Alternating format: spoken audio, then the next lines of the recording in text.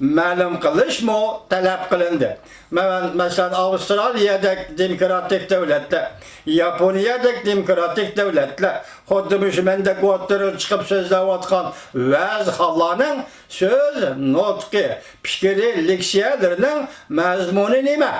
Bu mazmun kim uchun xizmat qilyapti? Bunu tekshirish bu qatim Avustraliyada ma'qullangan qonunning talabi yoki qonun talab qilgan doiradagi ish bo'ldi.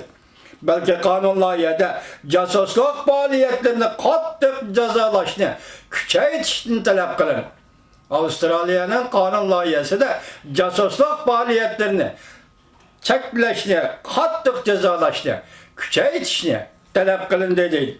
O'xshash darajalik diplomatiyasi yoki o'xshash darajalik diplomatiya prinsipi. Ulardan boshqa Amerika Qo'shma Shtatlar Davlat Mahkamasi 10 ayning 16 kuni yangi belgilama e'lon qilib, Amerikada Jungo Kompartiyasining diplomatlari va kelib ketib turgan amaldorlari, Amerika amaldorlari va Amerikada muarif madaniyat tadqiqot organlari rahbarlari bilan ko'rishganda, davlatlik tadqiqot organlari amaldorlari bilan ko'rishganda, ishdan avval Amerika Qo'shma Shtatlari hukumatiga iltimos qilish yoki ma'lum qilib tizimga oldirishi kerak deydigan belgilama yoki tasdiqlatish lozim deydigan belgilama Amerikada e'lon qilingan kundan boshlab kuchga ega bo'ldi. Bu to'g'rida Jungo Tashqi ishlar ministrligi Jungo Tashqi ishlar ministrligining bayonotchisi Geng Shuang bayonot e'lon qilib, xatoliklarni tuzatishinglar kerak dedi va Jungoda Amerika diplomatlarining har qanday harakati cheklanmaydi dedi. Jungoning Amerika turishliq bosh elchixonasi to'rbati maqola yozib, bu belgilama dunyo xalqining kechiringlar, dunyo xalqaro ahdnomasiga Viyna xalqaro ahdnomasiga xilof dedi Jungoning Amerika Washington turishliq elchisi yoki Sotyankaning boshqarishidagi to'rbetida shunday e'lon qilindi. Lekin Jungo Tashqi ishlar ministrligining bayonot hargiz puttirab turolmaydi.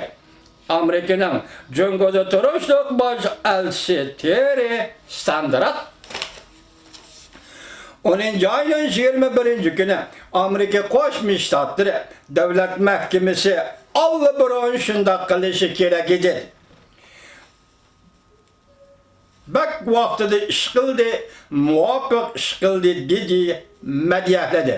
Amerika Qo'shma Shtatlari Davlat Mahkamasining yuqorqi belgilamasini Amerika Qo'shma Shtatlarining Beijingda turishliq bosh elchisi Terry Standard bu ish dal vaqtida bo'ldi, nihoyat muvofiq bo'ldi deb madhiyahladi. Terry Standard bu ish muvofiq bo'ldi, dal vaqtida bo'ldi deb madhiyaldi. Tashqi siyosat prinsiplariga muvofiq ish qildi Amerika Qo'shma Shtatlarining Davlat Mahkamasi dedi. Chunki Jungoda Kompartiya Amerika diplomatlarining Jungodagi faoliyatlarini cheklab keldi. Hatto Amerika diplomatlarining sazgor rayonlarni ziyorat qilishini, g'ayri fikrdagilar bilan uchrashuvlarini cheklab keldi. Lekin Amerika bunday cheklamadi. Yoki Jungo diplomatlarining Amerikada faoliyat qilishini Amerika cheklamadi. Amerika diplomatlarining Jungoda faoliyat qilishini Jungo chekladi. Buni konkret misol, faqat ikki misolni olaylik. Masalan, Amerika Qo'shma Shtatlarining har qanday darajalik diplomatlari bosh elchini qo'yib turaylik, har qanday darajalik diplomatlari Tibetga boraman desa bora olamdi. Şinjan Uyghur Abdunum Rayoni, yani Müstemlik Uyg'uristonga boraman desa bora olamdi. Yo'q.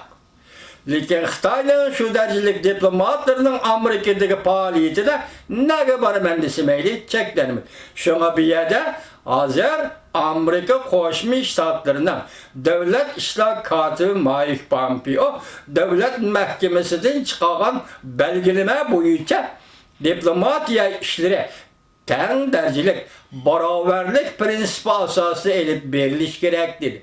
Masalan, Jungoning diplomatlari Amerikada qanday faoliyat qilish huquqiga erishgan bo'lsa, Amerikaning diplomatlari ham Beijingda Jungoda shunday faoliyat qilish huquqlariga erishishi kerak. Mana bu teng darajalik barobarlik prinsipi. Diplomatiyada barobarlik prinsipi dedi bu ish Amerika Qo'shma Shtatlarining davlat ishlar kotibi Mike Pompeo tarafidan belgilendi. Şuna Starr nim dedi Amerika Qo'shma Shtatlarining bosh elchisi Terry Starr nim dedi Jungoning Amerika turishliq bosh elchixonasidan to'rbitiga yozgan fikri yo'lsizlikdir deganda, masalan, So'tyanka yoki G'anishvon Fakat şu ki bizden tüzüm tertiplerimiz açıp etilgen dedi. Amerika'nın baş elçisi Terry Starr. Mesxere kılıdığın bir taraf şu ki Jungo elçixanası Amerika'da Google, Twitter katarlıq torbetlerini açalaydı. Lekin Jungo'da biz çeklendik. Terry Starr ne dedi? Sen Jungo'nun diplomatları Amerika'da Washington diye konsulxanı kurulgan jaylarda Twitter'da Google torbetlerini açalaysan. Lekin men Beijing'de Amerika'nın Beijing turuşluq baş elçixanası men Twitter ve Google torbetlerini açalmayman. Şuna G'anishvon senin bayanatın puttirab turolmaydi. Amerika Qo'shma Shtatlarining davlat ishlar kotibi Mike Pompeo har qaysi davlatlarga Amerika bilan bir frontda bir safda turishga chaqiriq qildi. Navbatda Jungo Kompartiyasiga qarshi davlat ishlar kotibi Mike Pompeo har qaysi davlatlarga chaqiriq chiqarib Amerika bilan bir safda turishni chaqiriq qildi. Dunyoda bo'lishga tegishli bir o'lchamga kapolat qilishni talab qildi. Shu davlatlardan bir o'lchamga kapolat qilishni talab qildi. Hamda erkin, savdo va bilish prinsipi dunyoni mustahkamlashdan asosi qilishni chaqiriq qildi. Masalan, erkin savdo. Bizden savdimiz dünyanın her qanday tarafida erkin savdo bo'lishi kerak. Marhamat Jungolo, bunun qatnashamsiz yo'q. Lekin siz qatnashmasangiz, undaqda dunyodagi boshqa davlatlar erkin savdo prinsiplari va bilish prinsiplarini mustahkamlashdan asosi qilishni chaqiriq qildi. Kechiring vatandosh.